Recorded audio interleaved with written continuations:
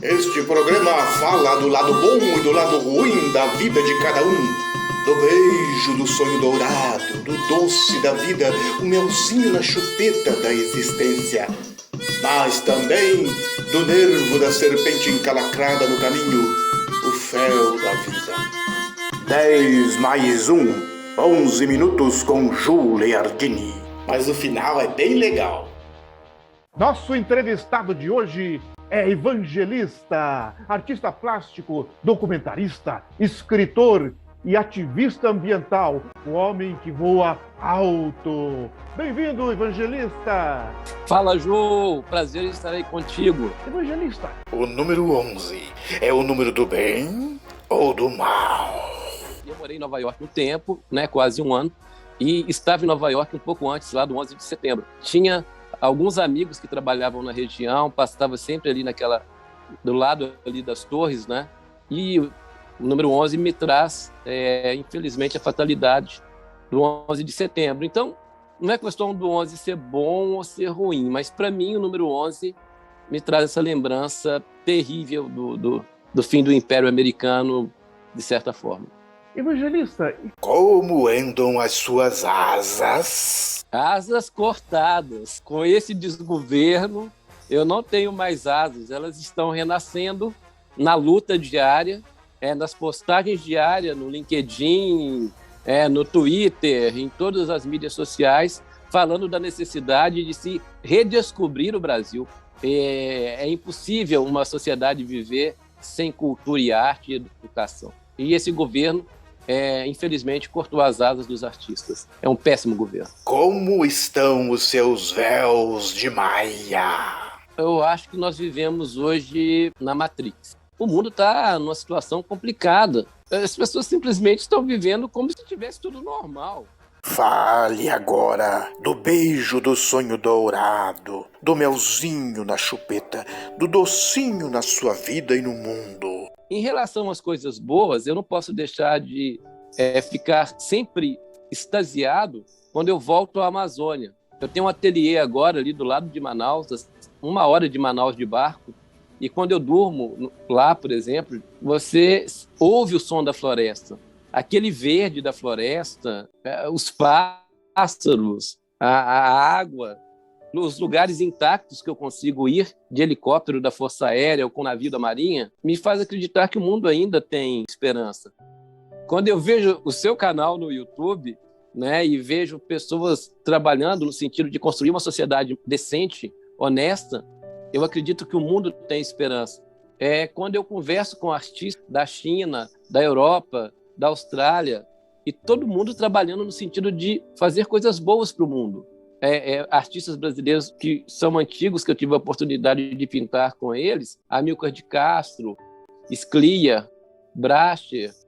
Esse mesmo otimismo e esse mesmo idealismo está presente nos grandes artistas brasileiros. Antigamente, você tinha uma parte da mídia escondendo e só colocando à luz quem interessava a própria mídia. Hoje, não. E isso a internet fez de uma forma incrível, que foi democratizar. Isso é um momento incrível que a humanidade vive, de poder gritar as suas necessidades e mudar totalmente o rumo da história.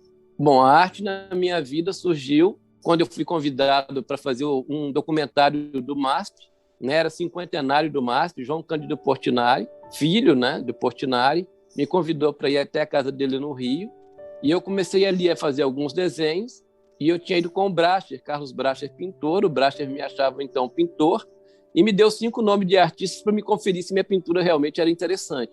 Eu procurei, naquela época, Carlos Scliar, procurei Bianco, Henrico Bianco, procurei Enimar de Paula, procurei Amilcar de Castro, e eles todos viram o meu trabalho e apoiaram o meu trabalho, e eu comecei a pintar naquele momento. E lembro do primeiro conselho do Bracher, antes de eu procurar todos esses grandes pintores, foi: nunca estude, nunca leia sobre arte, porque você não pode deixar seu traço ser contaminado. Fiz exposições em vários locais do mundo, continuo aí, tinha um projeto, eu fui convidado agora para outubro, para a Bienal de Florença, tem um convite o ano que vem para fazer uma exposição na China e levar a Amazônia, levar todas essas questões ambientais, que hoje são minha maior preocupação, para o mundo todo, e aqui também para Curitiba.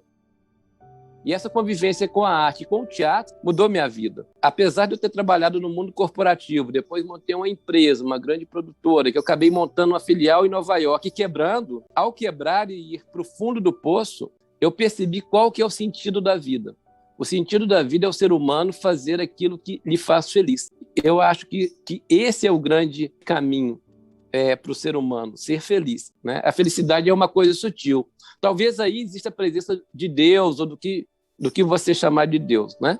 É dando felicidade não necessariamente para quem tem mais, mas para quem sabe administrar o que possui dentro. Com certeza o Bracha, Enimar de Paula, adorei. As minhas idas aos lupanaros, né, de Belo Horizonte, eu adoro lupanaro, porque você tem ali... Eu acho o lupanaro a coisa mais democrática do mundo, porque quando você vai pintar aquelas mulheres ali e aquela luz vermelha, você vê um cara que saiu e é gerente de um banco, é gerente de uma empresa, e você vê ali um lixeiro. Acho lindo. Eu entendo bem essa história de Paris ali no início do século passado, né?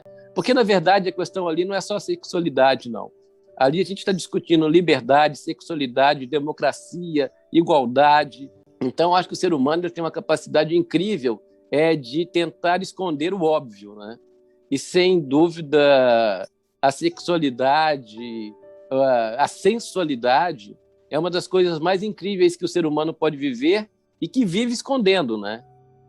O grande pecado é não amar, é ignorar os dons que Deus deu ao ser humano. O equilíbrio tem que ter em tudo, mas daí a transformar a própria vida numa prisão, num tabu eterno, não tem sentido. Né? Fale agora do nervo da serpente encalacrada na sua vida, na mão do cramunhão, do fel da vida. Eu acho que talvez uma das coisas ruins aí eu considero o preconceito. Né? Qualquer tipo de preconceito é ruim, né? Eu tenho um bisavô negro, eu tenho uma bisavó portuguesa, eu tenho um bisavô alemão, eu tenho uma bisavó índia. Então, eu sou tipicamente brasileiro. E olhando para o lado, eu vejo as pessoas brigando de uma forma louca. Você tem que ser ou A, ou você tem que ser o extremo oposto. Eles não permitem o equilíbrio. Eu acho que isso é uma loucura. Eu pego o que tem de bom em A, pego o que tem de bom em B, e vou pelo caminho C, D, E. Eu sou livre.